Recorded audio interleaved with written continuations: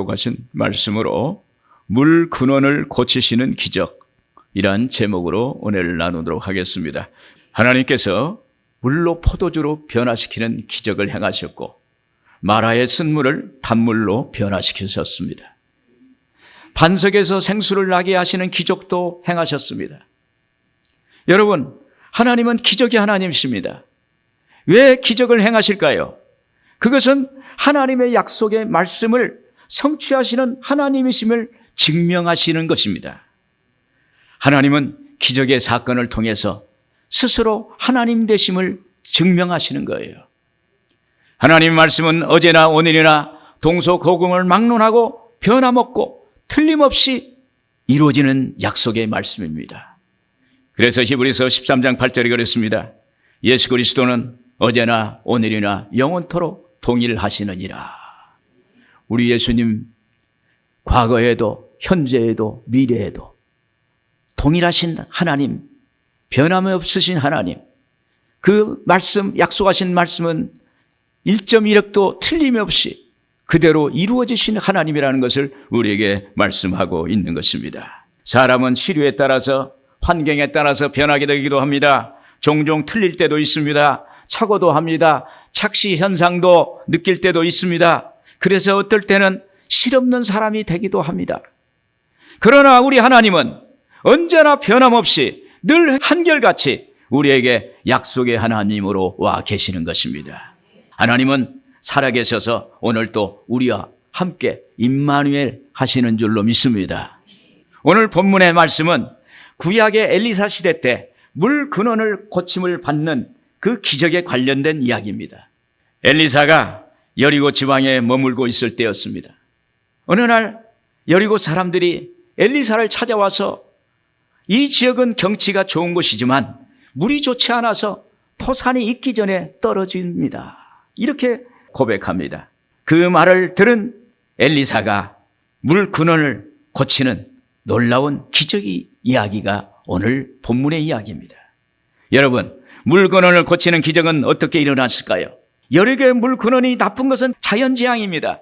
이 문제는 인간의 힘으로 어떻게 할 수 없는 문제예요.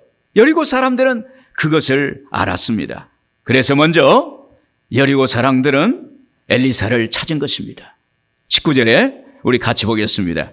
그 성읍 사람들이 엘리사에게 말하되 우리 주인께서 보시는 바와 같이 이 성읍의 위치는 좋으나 물이 나쁨으로 토산이 익지 못하고 떨어지나이다. 어느 날 하나님의 사람 엘리사가 여리고 지방에 방문했을 때 여리고 사람들이 하나님의 사람 엘리사를 찾았어요. 하나님의 사람 엘리사를 찾았다는 것은 여리고 사람들이 하나님을 찾았다는 것입니다. 여리고 사람들은 엘리사가 자기 도시에 방문했다는 소식을 듣고 바로 지금 이때다라고 찾아왔어요. 골든타임입니다. 문제 해결할 수 있는 최적의 시간이 골든타임이에요. 죽어가는 사람이 살릴 수 있는 시간, 그것을 골든타임이라고 그래요. 우리 인생에 매사 골든타임이 있습니다. 이 골든타임을 놓치면 다 끝나버립니다. 여러분, 하나님도 기적을 행하실 때가 있어요. 하나님의 골든타임입니다. 요한복음 2장 1절 이하에 보면 예수님께서 공생애 시작할 때 처음 물을 포도주로 변화시키는 기적을 행하셨어요. 그때 그의 모친 마리아가 혼인잔치에 포도주가 다 떨어졌다고 예수님께 이렇게 고합니다. 그때 예수님께서 여자여 나와 무슨 상관이 있나이까? 내 때가 아직 이르지 아니하였나이다. 내 때가 이르지 아니하였다. 하나님의 때를 예수님은 말씀하시는 거예요. 그리고 조금 있다가 하나님의 때가 되니까 그 하인들에게 돌 항아리에 물 아구까지 채워서 연회장에 갖다 줘라. 그때 물이 연회장에 갖다 주는 순간에 포도주가 되는 기적이 일어나게 된 것입니다. 여러분, 우리 인생에 있어서 역사하시는 하나님의 때가 있어요. 오늘 여러분, 하나님의 때를 놓치지 않기를 바랍니다. 오늘 여러분 인생의 때가 있어요. 그 때를 붙잡아야 돼요. 그 때를 놓치지 말아야 돼요.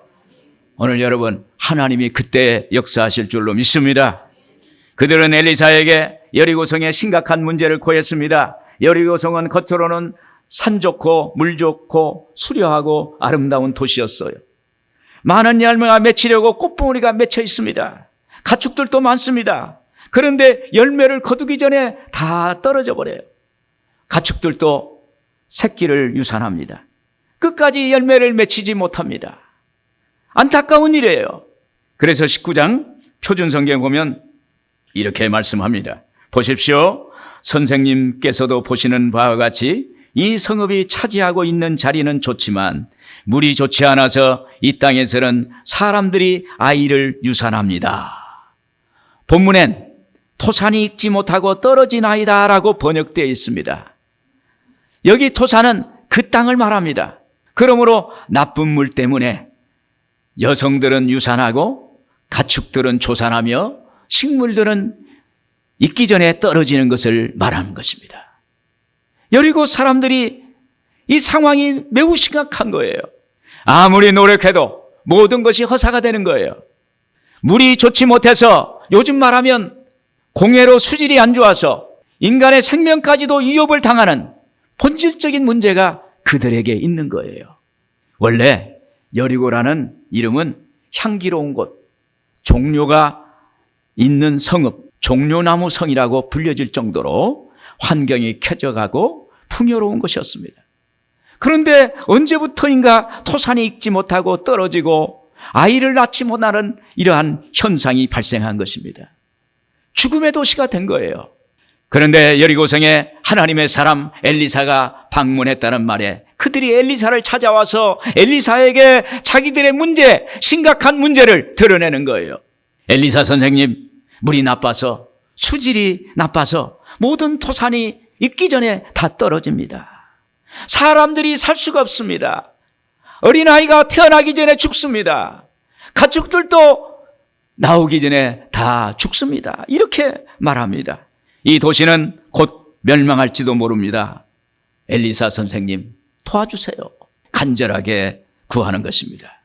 여러분, 만약 우리가 사는 도시가 그렇다면 어떨까요? 이런 소문이 나면 집값이 떨어집니다. 아마 집을 빨리 팔고 빨리 다른 데로 이사 가야 될 거예요. 환경의 문제가 얼마나 심각한 것을 우리가 알 수가 있습니다. 여러분, 이처럼 어렵고 절망적인 일이 생길 때 사람에게 말하면 흉이 될 수 있습니다. 사람에게 말하면 하소연이 되고 아쉬움이 되고 사람에게 이야기해서 해결되지 않습니다. 그러나 하나님께 구하면 하나님이 살 길을 열어주실 줄로 믿습니다. 하나님께 구해야 돼요. 사람에게 구할 것은 도움이 될 수 있지만 근본적인 해결은 될 수가 없는 것입니다. 이 물의 근원을 고쳐달라고 엘리사에게 소원하고 예언했습니다. 간절히 간구했을 것입니다. 야고보서 4장 2절에 그랬습니다. 너희가 얻지 못하면 구하지 아니기 때문이요 그랬어요. 오늘 여러분, 우리가 얻지 못하고 우리가 문제 해결하지 못하고 우리가 치료하지 못한 것은 하나님께 구하지 아니하기 때문이라는 것입니다. 오늘 여러분, 하나님께 기도하길 바랍니다. 하나님께 간구하면 하나님의 기적을 행해 주실 줄로 믿습니다. 아마 여기 여리고 사람들은 누가복음 18장에 불의한 재판관에게 한 가부가 와서 내 원한을 풀어달라고 매일 가서 쫓아가서 내 원한을 풀어주소서, 내 원한을 풀어주소서, 내 원한을 풀어주소서 하고 간절히 간구했어요.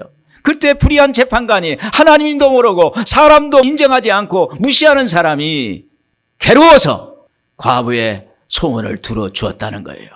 오늘 여러분, 오늘 우리 하나님께 엘리사 선생에게 여리고 사람들이 가서 간구하고 부르짖고 애원하고 소원하고 간절히 구했던 것처럼 오늘 우리도 여러분의 문제를 가지고 간구하기를 주의 이름으로 축원을 드립니다. 우리 하나님은 수고하고 무거운 짐진 자들아 다 내게로 오라고 그랬습니다. 오늘 우리 예수님은 우리에게 오라고 그랬습니다. 우리에게 다가오라고 그랬습니다. 기도하라고 그랬습니다. 간구하라고 그랬습니다. 여러분, 간구하기를 주의 이름으로 축원을 드립니다. 그러면 하나님이 들으시고 역사하시는 거예요. 엘리사는 여리고 사람들이 아프고 절망적인 문제를 듣고 난 후 엘리사는 그들에게 새 그릇에 소금을 담아오라고 했습니다. 20절 우리 한번 같이 보겠습니다. 엘리사가 이르되 새 그릇에 소금을 담아 내게로 가져오라 하매 곧 가져온지라. 엘리사는 하나님께 기도한 후에 그들에게 새 그릇에 소금을 담아 오라고 말씀하는 것입니다. 저는 이 말씀을 묵상하면서 저라면 어떻게 했을까 생각해 보았습니다. 엘리사는 여리고 사람들의 말을 듣고 아마 많은 생각을 했을 거예요. 어떻게 할까? 그는 하나님께 이렇게 기도했을 것입니다. 하나님, 이 여리고성을 어떻게 하실 건가요? 하나님, 이 문제를 어떻게 생각하시나요? 우리가 무슨 죄를 지었습니까? 우리가 문제가 있으면 그러잖아요. 하나님, 내가 무슨 죄를 지었나요? 이런 것처럼 하나님, 이 문제를 어떻게 해결하실 건가요? 수없이 엘리사는 속으로 기도했을 것입니다. 그리고 하나님의 응답을 받고 나서 여리고 사람들에게 말합니다. 새 그릇에 소금을 담아오라. 할렐루야. 20절 표준성경에 보면 그러자 그는 새 대접에 소금을 조금 담아 가지고 오라고 하였다. 그들이 그것을 가져오니 할렐루야. 아마 여리고 사람들은 새 그릇에 소금을 가져오라고 그러니까 재빨리 집에 가서 깨끗한 그릇에 소금을 담아서 왔을 거예요. 그리고 엘리사 선생에게 갖다 드렸어요. 엘리사 선생님, 기적을 원합니다. 물 근원이 고쳐지길 원합니다. 이렇게 말씀을 드렸을 것입니다. 새 그릇에 담긴 소금과 여기 죽은 물과 무슨 상관이 있습니까? 고대에서는 소금은 음식 양념뿐만 아니라 하나님께 드리는 제물을 깨끗하게 하는 거였어요.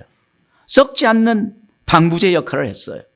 신생아가 출생할 때 소독제로 사용했습니다. 여기 새 그릇과 소금이 여리고 사람들이 저주받았다고 하는 생각하는 그 물근원에 물을 고치는 도구로 사용하는 역사가 있게 된 줄로 믿습니다. 또 이 조그만 소금의 양과 새 그릇의 크기는 넓은 물 근원에 비하면 비교할 수 없는 아주 적은 거였어요. 그러니까 나뭇가지를 꺾어서 던지고 소금을 던져서 물 근원을 고친다는 것은 그것이 능력이 있어서 되는 것이 아니라 상징적인 사건을 우리에게 말씀하고 있는 것입니다. 나무나 소금으로 물을 고친 것이 아니라 하나님이 물을 고친 줄로 믿습니다. 여러분 병도 여러 가지 문제도 하나님이 고치시고 하나님이 응답하시고 하나님이 해결해 주세요. 우리가 기도원에서 안수기도를 받았는데 병이 났어요. 그 병이 난 것은 그 손이 능력이 있어서 병이 나은 것이 아니라 하나님이 그 손을 사용해서 병을 고치는 역사가 있게 되는 줄로 믿습니다. 여러분, 우리의 인생의 모든 문제 하나님이 하시는 거예요. 하나님이 역사해 주실 줄로 믿습니다. 이 소금과 새 그릇을 가져오라고 한 것은 엘리사의 말에 순종의 여부를 보는 것입니다. 모세가 이스라엘 백성들을 데리고 홍해를 건너서 마라의 쓴물 마라에 도착했습니다. 이스라엘 백성들이 마라를 보니 큰 저수지 같았습니다.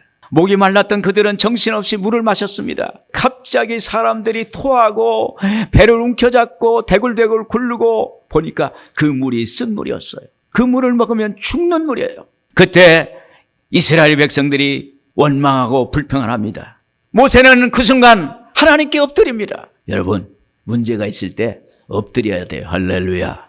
엎드려야 돼. 모세가 엎드렸어요. 하나님, 이스라엘 백성들이 죽어가고 있습니다. 그때 하나님께서 말씀하시는 거예요.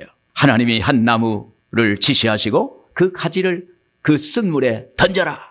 이렇게 말씀하셨어요. 여러분, 마라의 쓴물은 큰 저수지 같은 것입니다. 그런데 이 한 나무의 가지 하나를 꺾어서 넣는다고 무슨 일이 벌어질 것입니까? 그러나 모세와 이스라엘은 말씀에 순종해서 그 나뭇가지를 하나를 꺾어서 그 쓴물에 그 저수지에 나뭇가지를 던졌어요. 순종하는 순간, 던지는 순간 쓴물이 단물로 변화된 줄로 믿습니다. 여러분, 하나님은요, 우리가 하나님 말씀을 듣고 거기에 따라서 하느냐, 순종하느냐, 거기에 하나님 말씀을 받아들이고 수용하느냐, 그것을 하나님이 보시는 거예요. 여러분, 순종은 십자가입니다. 순종은 내가 할 수 없는 걸 하는 거예요. 말씀에 쫓아서 하는 거예요. 하나님을 믿고 따라가는 거예요. 그때 하나님께서 순종의 모습을 보시고 역사하시는 것을 믿으시기를 주의 이름으로 축원을 드립니다. 여러분, 우리에게 맡겨진 작은 양의 소금일지라도 볼품없는 나뭇가지라도 귀하게 여기고 순종하면 하나님이 쓰시는 거예요. 하나님은 우리에게 아주 작은 것을 주었다고 소홀히 여기지 말라는 것입니다. 오늘 여러분, 이 작은 소금이 여리고 성의 문을 고치고 치유하고 생명수가 됐습니다. 지금 여러분에게 주어진 것을 감사하는 여러분들 되기를 주 이름으로 축원을 드립니다. 내게 이 주어진 거, 약소한 거, 부족한 거, 하나님이 그걸 통해서 역사하세요. 하나님은 그걸 통해서 하나님은 기적을 행하시고 하나님이 살아계신 것을 드러낸다는 사실을 믿기를 주의 이름으로 축원을 드립니다. 여러분, 지금 여리고성의 물처럼 어쩔 수 없는 상황에 있습니까? 문제 때문에 어렵습니까? 그때 하나님 말씀에 순종하세요. 하나님 말씀을 따라가세요. 하나님 말씀을 소망하고 그 말씀을 묵상하고 그 말씀대로 살면 하나님은 기적을 행하여 주실 줄로 믿습니다. 끝으로 엘리사가 하나님 말씀으로 명하면서 소금을 던졌습니다. 21절, 22절 우리 한번 같이 읽겠습니다. 엘리사가 물 근원으로 나아가서 소금을 그 가운데 던지며 이르되 야훼의 말씀이 내가 이 물을 거쳤으니 이로부터 다시는 죽음이나 열매 맺지 못함이 없을지니라 하셨느니라 하니 그 물이 엘리사가 한 말과 같이 고쳐져서 오늘에 이르렀더라. 할렐루야. 21절에 엘리사가 물 근원으로 나아가서라고 했습니다.